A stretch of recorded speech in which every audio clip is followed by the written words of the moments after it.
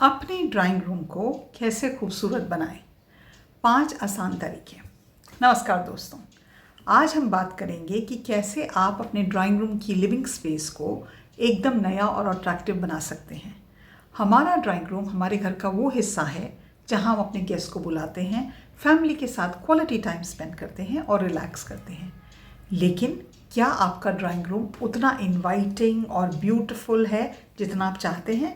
क्या आप महसूस करते हैं कि इसमें कुछ बदलाव की ज़रूरत है?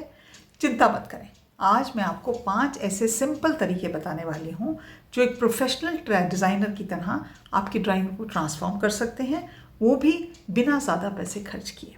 तो चलिए शुरू करते हैं और आपके घर की सबसे इम्पॉर्टेंट स्पेस को एक नया जीवन देने की कोशिश करते हैं। सबसे पहले कलर स्कीम और पेंटिंग। रंगों की जादुई दुनिया सबसे पहले और सबसे प्रभावशाली बदलाव है जो आप ला सकते हैं, वो अपने ड्राइंग रूम की एक कलर स्कीम के बारे में सोच के। रंग हमारे मूड को और हमारी इमोशंस को डायरेक्टली इम्पैक्ट करते हैं। रंग केवल दीवारों पर पेंट नहीं होते, वो आपकी लिविंग स्पेस की एनर्जी को डिफाइन करते हैं।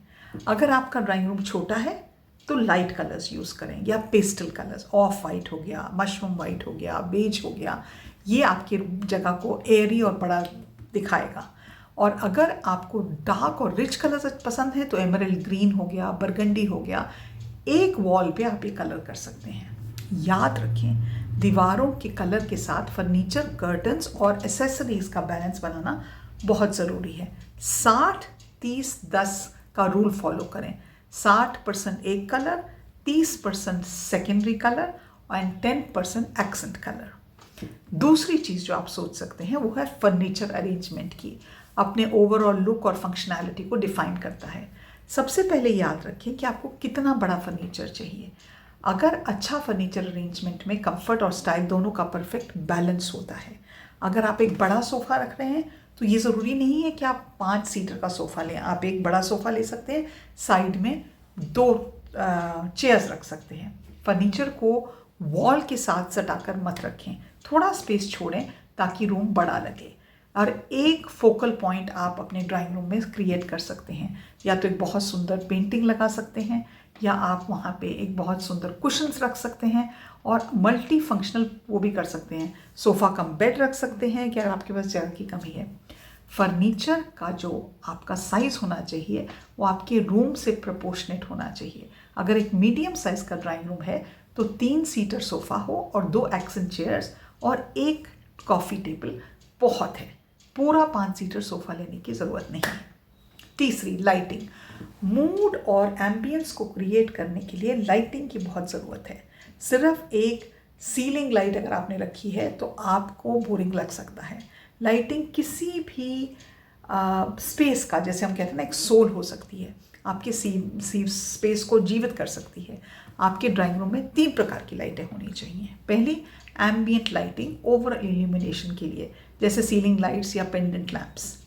टास्क लाइटिंग स्पेसिफिक एक्टिविटी के लिए, रीडिंग लैम्प्स हो गए या फ्लोर लैम्प्स हो गए। और एक्सेंट लाइटिंग जिसमें आप फोकल लाइट रख सकते हैं किसी फोटो पे अटेंशन देने के लिए। वार्म वाइट बल्ब्स चूज करें, ये रिलैक्सिंग और इनवाइटिंग फील देता है। आप अपनी लाइटिंग के हिसाब से डिमर स्विचेस भी इंस्टॉल करवा सकते हैं जो डिफरेंट ओकेजन के लिए डिफरेंट लाइटिंग एडजस्ट कर सकती है। आजकल तो मैंने ये देखा है 3 तरह की लाइट एक लाइट में आ सकती है, ब्राइट, डिम और उससे भी डिम। चौथी चीज़, टेक्सचर और फैब्रिक। टेक्सचर्स और फैब्रिक आपके ड्राइंग रूम को डेप्थ देता है, उसमें जान डाल देता है और उसको रिच और लिव्ड इन फीलिंग दे सकता है। टेक्सचर्स आपके रूम को एक 3D एक्सपीरियंस भी दे सकते हैं और कन्वर्ट कर सकते हैं। तो एक टेक्सचर अच्छा होना, आपका जो कपड़ा आप अपने सोफे पे लगा रहे हैं या चेयर्स पे लगा रहे हैं वो सुंदर हो सकता है। और आप कुशन्स अलग अलग तरह के ला सकते हैं। आप एक अच्छा सा रग ला सकते हैं, एक कारपेट ला सकते हैं, नेचुरल एलिमेंट्स ला सकते हैं जैसे कि ब्रास की टेबल हो गई या वुडन साइड टेबल हो गई। और वेलवेट के कुशन्स रख सकते हैं, सिल्क के कुशन्स रख सकते हैं, ब्यूटीफुल कर्टन्स रख सकते हैं। इन सब चीज़ों को मिक्स एंड मैच कर सकते हैं। लेकिन ध्यान आपको ये रखना है कि आप सीज़न के हिसाब से अपने फैब्रिक को चेंज करें। गर्मी के मौसम में भगवान के लिए सिल्क या वेलवेट के कुशन्स मत लगाएं, बहुत बहुत ज़्यादा गर्मी लगती है। वुलन कुशन्स मत लगाएं। 5वीं, पर्सनल टच। पर्सनल टच से मतलब क्या है? पर्सनल टच से मतलब ये है कि जो चीज़ आपको अच्छी लगती है, हो सकता है आपको एक रवि वर्मा की कोई पुरानी पेंटिंग अच्छी लगती हो सकता है आपको कोई पर्टिकुलर एसेसरी, आपको ग्रीन प्लांट्स, आपको गार्डनिंग का बहुत शौक है, आप उनको वहाँ पे रख सकते हैं। हो सकता है आपको लैम्प्स का बहुत शौक है, आपको बुक्स का बहुत शौक है, तो आप कॉफ़ी टेबल बुक्स रख सकते हैं। हो सकता है आपको छोटे छोटे डेकोरेटिव आइटम्स लगे, कैंडल स्टैंड्स हो गए, ये अच्छे लगते हैं। आपको अपनी परिवार की फ़ोटोज़ लगाना अच्छा लगता है।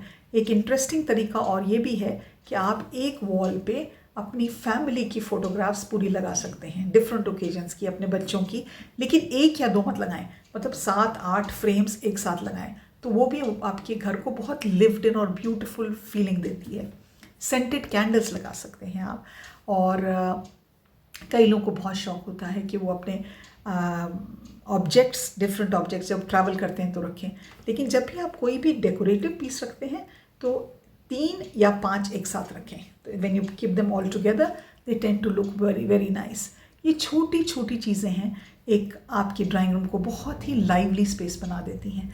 अपने फर्नीचर को चेंज कर सकते हैं, स्ट्रैटेजिकली अरेंज कर सकते हैं, टेक्सचर्स और फैब्रिक्स को मिक्स कर सकते हैं।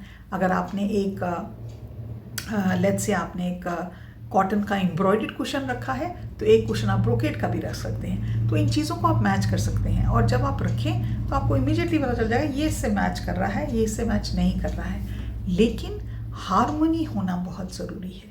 जब हम अपनी किसी भी स्पेस को बनाते हैं, उसमें बहुत ज़्यादा चीज़ें अगर आप भरेंगे तो उससे 2 प्रॉब्लम होती हैं। पहले उसको संभालने में ही इतनी प्रॉब्लम हो जाती है, सफाई करना। तो कोशिश करें कि कम चीज़ें लें बट हाई क्वालिटी की लें। दूसरी बात जो बहुत ध्यान से रखने की ज़रूरत है और बहुत सोच के रखने की ज़रूरत है, अगर आप फ्लावर्स भी लगाते हैं या कोई आर्टिफिशियल फ्लावर्स भी लेके आते हैं, तो ये नहीं कि सब तरह के रंगों के फ्लावर्स का एक बिल्कुल ही रेनबो का बना दिया। आप जो भी आपकी कलर स्कीम है उससे मैचिंग और अपने एक्सेंट से मैचिंग चीज़ कर सकते हैं। कर्टन्स की जब हम बात करें तो कर्टन्स भी कोशिश ये करें, आप डिपेंडिंग आप जहाँ रहते हैं वहाँ का टेम्परेचर कैसा है। मैंने 45 डिग्री के वेदर में लोगों को सिल्क के कर्टन लगाते देखा है। आप एक 45 डिग्री का अगर मौसम हो रहा है तो आप सिल्क के कर्टन कैसे लगा सकते हैं? कितनी गर्मी वो जनरेट करेगा। अगर आप बहुत हॉट टेम्परेचर में रहते हैं, जो इंडिया में 80% ऑफ द इंडिया में टेम्परेचर गर्मियों में बहुत ज़्यादा होता है, तो फ्लोइंग कर्टन्स लगाएं, लेस के कर्टन्स लगाएं। डबल कर्टन कर सकते हैं, डबल कर्टन रॉड लगा के पीछे लेस के कर्टन हो सकते हैं या मलमल के कर्टन हो सकते हैं, और उसके आगे आप डार्कर कलर कर्टन्स भी लगा सकते हैं। तो ये समझना बहुत ज़रूरी है कि पहले तो आप एक मूड बोर्ड क्रिएट करें। आप ये सोचें और समझें कि डार्क कलर्स आपके ड्राइंग रूम को छोटा दिखाएंगे, लाइट कलर्स आपके ड्राइंग रूम को बड़ा दिखाएंगे। हर चीज़ को एक साथ करने की ज़रूरत नहीं है। अगर एक चीज़ कर सकते हैं तो 4 कुशन ले आइए अच्छे से, लेकिन जब भी लेके आएँ उससे पहले कलर स्कीम सोच लें, ताकि जब आप अगली बार कोई और चीज़ एडिशन करेंगे तो ये नहीं कि आपको कंट्रास्टिंग कलर हो, आपका पैसा बर्बाद हो जाए और फिर आप सोचें अरे मैंने कलर स्कीम तो सोची थी ब्लू और ग्रे, और अब तो मैं कुशन रेड कलर के लिए आई हूँ। रेड कलर के कुशन लाने में भी प्रॉब्लम नहीं है, लेकिन उसमें कोई ब्लू का टिंच या ग्रे का टिंच होना चाहिए। हमारी सबसे ज़रूरी बात, अगर हम किसी भी जगह को ब्यूटीफाई करना चाहते हैं तो ये ध्यान रखना है कि उसको ऑर्गेनाइज करके रखने की बहुत ज़रूरत है। आप दुनिया का सारा सामान लेके आ सकते हैं, लेकिन अगर आपका ड्राइंग रूम में खलेरा है, कोई तमीज़ से नहीं रखता है चीज़ें, अखबारें खुली पड़ी हैं, एक तरफ जराबें पड़ी हैं, एक तरफ जूते पड़े हैं, अगर इस तरह का माहौल है आपके घर में, तो आप जितना भी मर्ज़ी पैसा खर्चेंगे आपका ड्राइंग रूम अच्छा नहीं लगेगा।